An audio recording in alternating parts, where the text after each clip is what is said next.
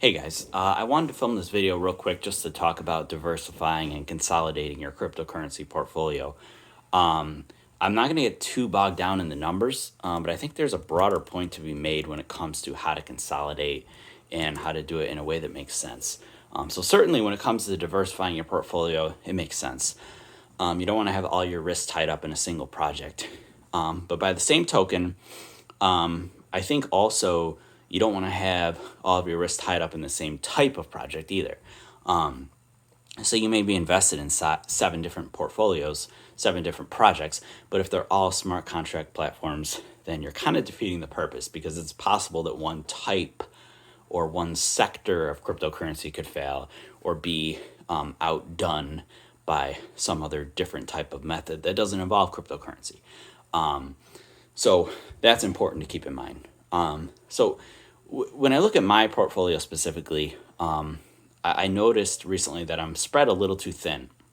But it's very difficult to determine how to consolidate when you realize that's a problem. Because obviously there's a reason why I went into the projects I went into.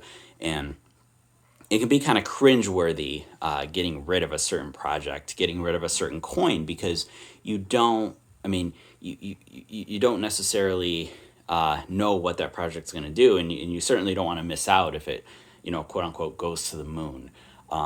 So when I look at my portfolio, again, I'm not going to get too bogged down in numbers, but 64% of my portfolio alone is in Ethereum and Cardano, which I think is good. In my opinion, you kind of want your portfolio top heavy. You want to have most of your money in the projects that you think are solid. So 64% in Ethereum and ADA, great. And then, 10% in Bitcoin and 7% in Algo, 5% in BAT. So there's a little bit of diversity there. It's not all smart contract platforms. There's different ideas in that. And that right there is 86% of my portfolio, which is great. But then as you kind of go down the list, I noticed that 14 different projects comprise 14% of my holdings, below those top five. And 8 of those projects by themselves are under a percentage of my portfolio. So 1% or less, which again, it doesn't, why would you have 1%,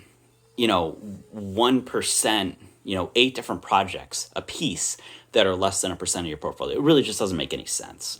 And so, but then the hard part is determining, okay, what do I consolidate? What the hell do I get rid of, right? And so I think there's a method to doing that, and I think this makes sense, right? So what I looked at personally was we got Chainlink is 0.6% of my portfolio, right?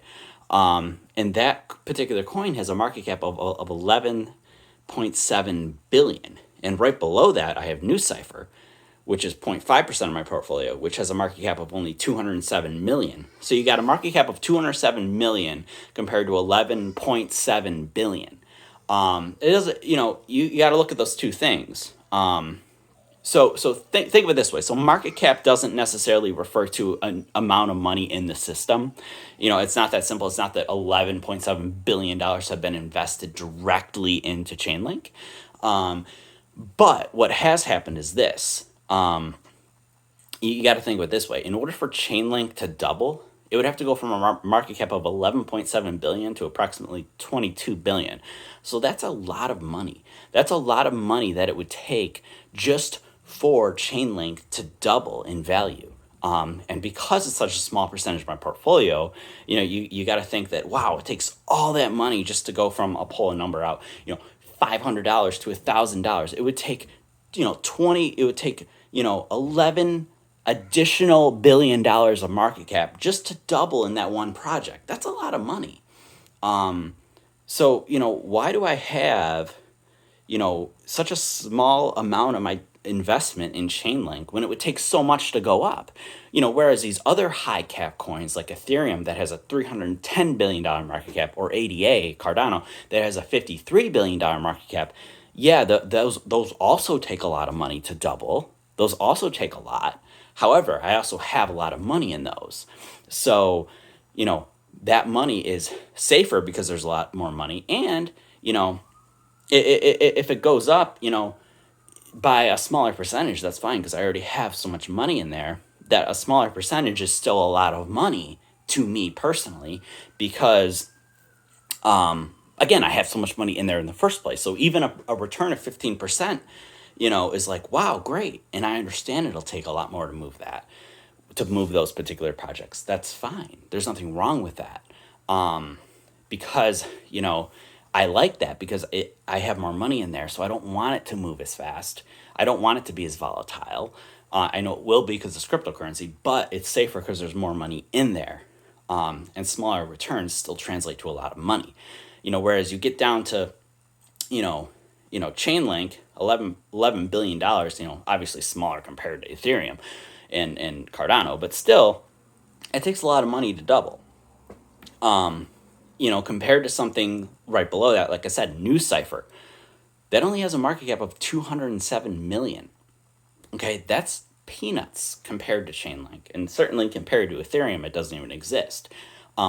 So when it comes to your smaller holdings, what I thought through was it makes sense to have it in smaller cap coins because they're more volatile. So, you know, a smaller amount of money in New Cipher, I won't feel it as much if it goes to zero, you know, or if it goes way down. I won't feel it as much. But if it goes up, great. And it goes up to a higher percentage of my holdings, great. And guess what? It has that room to grow because it is low cap.